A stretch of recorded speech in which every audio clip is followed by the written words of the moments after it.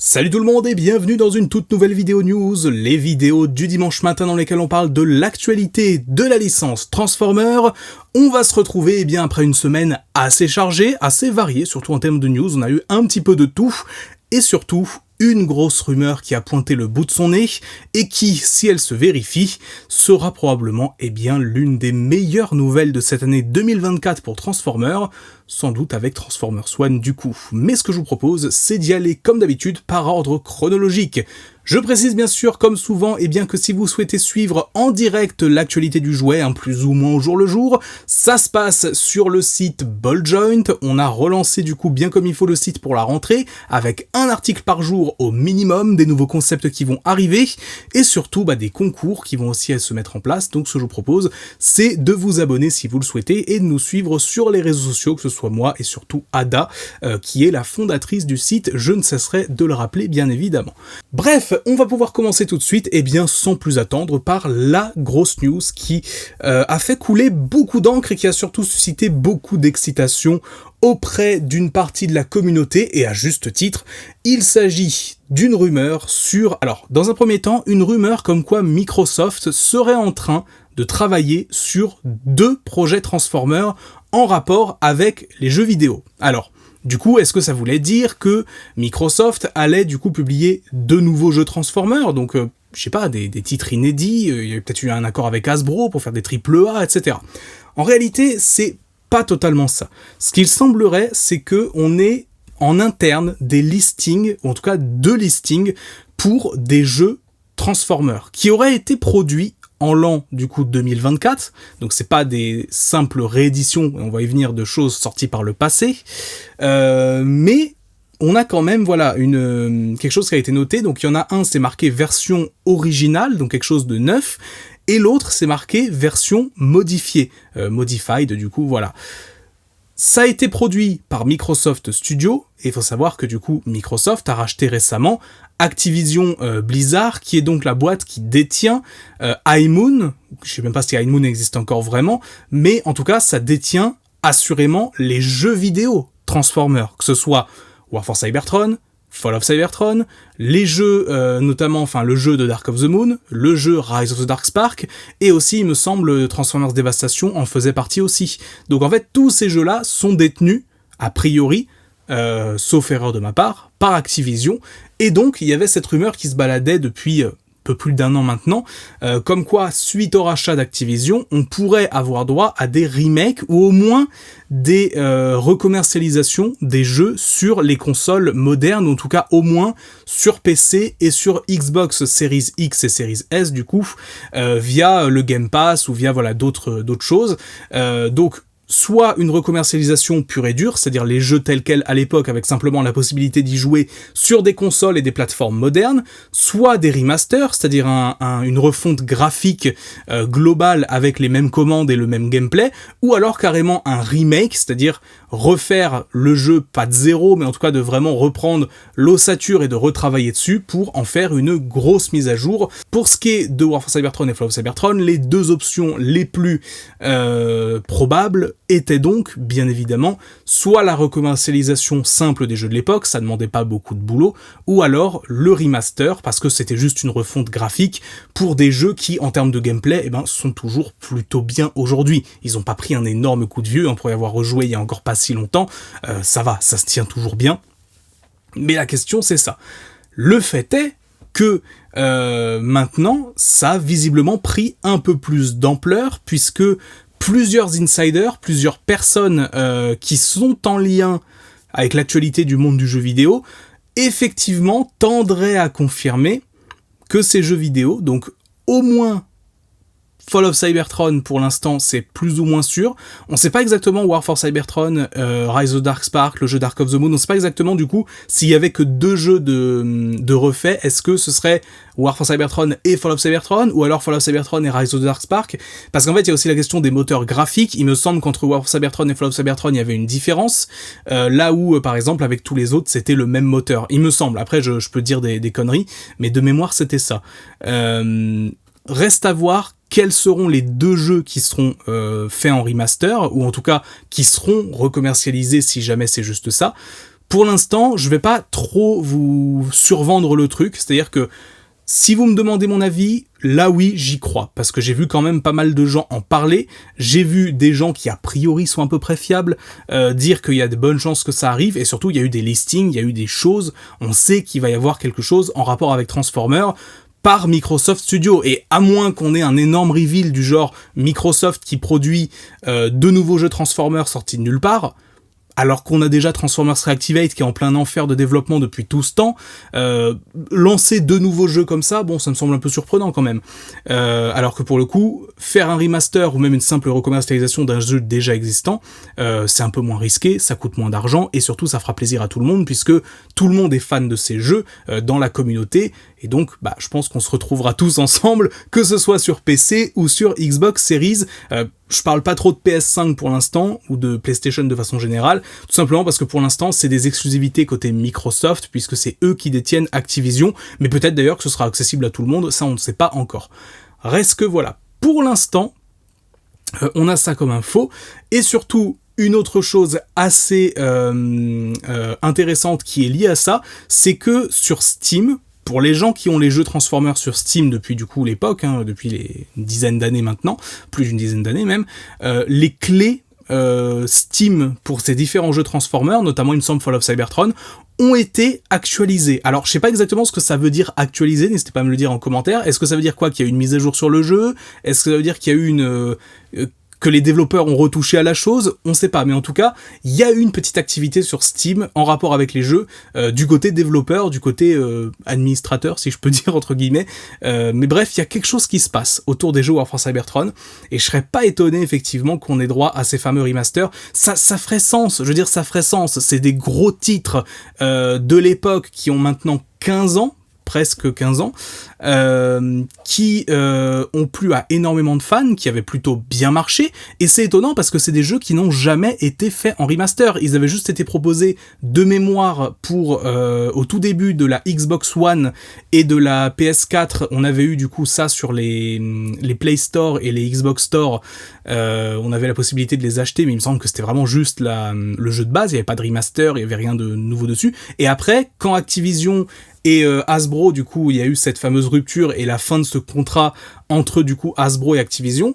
tout a été retiré des stores, c'est-à-dire c'était plus possible de l'avoir sur PS5, enfin sur PlayStation, sur Xbox, ni même sur PC, sur Steam. Il fallait pour ça acheter le jeu en format physique directement, et c'était problématique, ou alors le télécharger d'une façon pas tout à fait légale, peut-être, je sais pas, mais en tout cas, voilà, donc maintenant, si une majorité de gens peut remettre la main sur ces jeux, ce sera une excellente chose, parce que le nombre de gens, vous, qui m'envoyez des messages des fois, qui me dites « J'aimerais jouer à ces jeux, mais je ne les trouve pas », tout simplement soit parce qu'en occasion c'est trop cher, ou pas assez accessible, ou alors parce que je joue sur PC et du coup c'est un peu compliqué.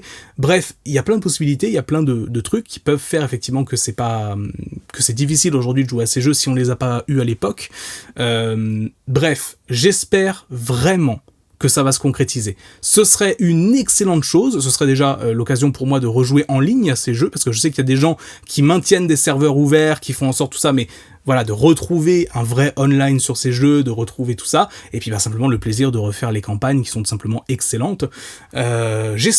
J'espère vraiment que ça va se faire, mais bien sûr, on attendra des news à ce niveau-là.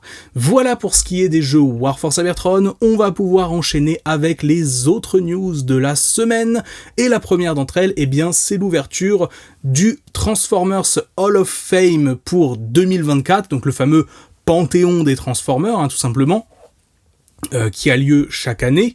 On a du coup la possibilité de voter sur un Google Doc directement pour différentes choses. Alors, on a tout simplement plusieurs catégories. Alors, je suis directement sur le doc ici pour vous montrer. La première question, c'est quel est votre Prime favori ? Tiens, pourquoi il nous pose cette question ? Est-ce qu'à tout hasard, il n'y aurait pas une gamme de jouets sur les Primes prévue pour l'année prochaine ? En tout cas, voilà, vous avez les 13 Primes du coup qui sont sélectionnables et vous pouvez du coup bien évidemment choisir celui que vous préférez.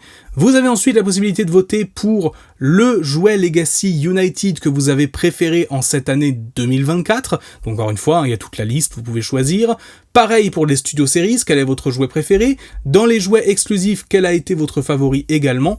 Et voilà pour ce qui est du vote, tout simplement. Il y a ces 4 catégories à remplir, et il me semble que c'est jusqu'au 17 septembre, jusqu'au Transformers Day justement, qu'on a pour voter.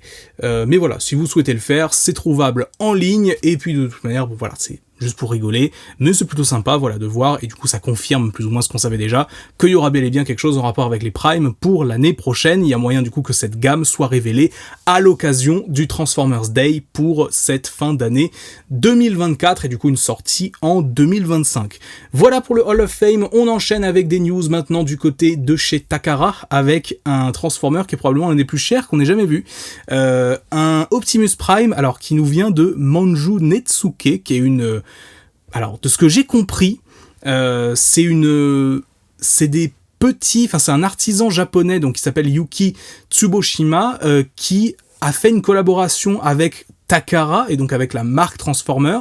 C'est une sculpture, du coup, qui rappelle le XVIIe siècle au Japon, donc un truc qui a un côté très historique, qui dans les faits ressemble à une sorte de disque, un petit peu, une sorte de petit disque comme ça, et qui du coup peut se transformer en Optimus Prime, enfin qui a plus des airs de Nemesis comme ça, avec ce côté tout noir.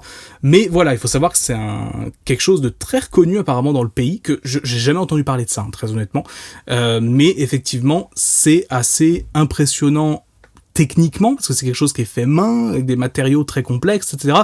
4500 €. Voilà. 4500 $, si on veut être précis. Donc il va falloir mettre la main à la poche pour avoir ce truc, qui est probablement du coup en train d'être basiquement l'un des items sur Transformers les plus chers de l'histoire, mais en même temps, est-ce qu'il y a vraiment tant de gens que ça qui vont être intéressés par cet item-là en particulier ? Voilà, de toute façon c'est exclusif au marché japonais, ce sera jamais importé évidemment parce que c'est fait sur commande, c'est-à-dire que quand vous l'achetez, il y a votre exemplaire qui est fait spécifiquement pour vous, mais quand même, 4500 boules, ça fait très mal. Ne comptez pas sur moi pour quoi que ce soit à ce niveau-là. On enchaîne avec des premiers visuels, et bien de la réédition G1 d'Optimus Prime dans la gamme Transformers Retro. Et oui, on a eu le Missing Link en début d'année chez Takara avec le fameux Optimus Prime G1 avec des articulations modernes. On a eu le pseudo Missing Link du coup dans la gamme Legacy United qui est en train de sortir plus ou moins en ce moment, qui devrait pas tarder. Et du coup, bah là, on a une vraie réédition du Optimus Prime G1 dans les couleurs plus proches du cartoon, et y compris du coup avec une remorque différente, en l'occurrence, enfin légèrement différente par rapport au jouet de base. Et donc du coup, bah voilà, un Optimus plus cartoon accurate, mais qui du coup garde les articulations basiques qu'on lui connaissait à l'époque. C'est un petit peu, voilà, le principe des gammes Transformers rétro en Occident, le côté cartoon accurate aujourd'hui. La boîte est très jolie, elle reprend bien sûr l'artwork de l'époque, avec le logo des 40 ans à l'avant, l'artwork qui a été légèrement modifié pour bien sûr correspondre plus au cartoon. Voilà, globalement, c'est une réédition très sympa, qui, du coup, avec le Missing Link, perd un peu en intérêt, mais c'est quelque chose qu'on attendait, qu'on voyait venir, et voilà, maintenant, ça arrive, c'est bientôt, ce sera révélé normalement officiellement le 17 pour le Transformers Day, il me semble, mais on a déjà eu des images via des sites internet, voilà, globalement. Il est très joli, c'est un Optimus G1, mais voilà, si vous connaissez ce jouet, vous n'aurez pas de grandes surprises. Retour du côté de chez Takara avec des images officielles de certains produits qui ont été révélés au Tokyo Toy Show il y a quelques temps, avec notamment le fameux pack Triple Takeover, donc qui est en fait tout simplement un nouveau pack donc qu'ils appellent les Dramatic Capture Series, qui reprennent en fait tout simplement des personnages de certains moments spécifiques du cartoon G1. En l'occurrence, on a donc un Starscream, un Astrotrain et un Blitzwing. Bon, pour le coup, comme je l'avais déjà dit la semaine dernière, ça m'intéresse pas forcément parce que c'est des figurines que j'ai déjà. Alors oui, il y a le côté cartoon accurate éventuellement sur le Astrotrain qui pourrait m'intéresser, mais voilà, ça me fera pas sauter le pas sur ce pack-là a priori. Reste que ça reste plutôt worth it, parce qu'on est du coup sur le Starscream en mode Coronation, donc qui est le Leader Class Studio Series 86, qui vaut donc du coup normalement plutôt une soixantaine d'euros, même s'il a été pas mal bradé parce qu'ils en avaient produit trop par rapport à la demande.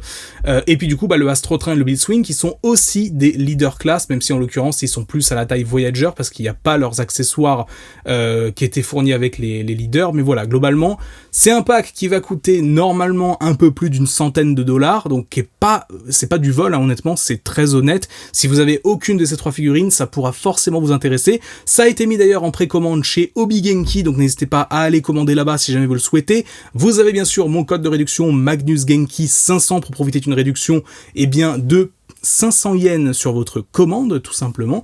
Voilà donc pour ce côté-là. Et du côté toujours du Japon et de Takara, des visuels aussi officiels de God Bomber, donc le fameux personnage qui va pouvoir se combiner avec le Super Jinrai, donc qui va sortir dans la gamme Masterpiece.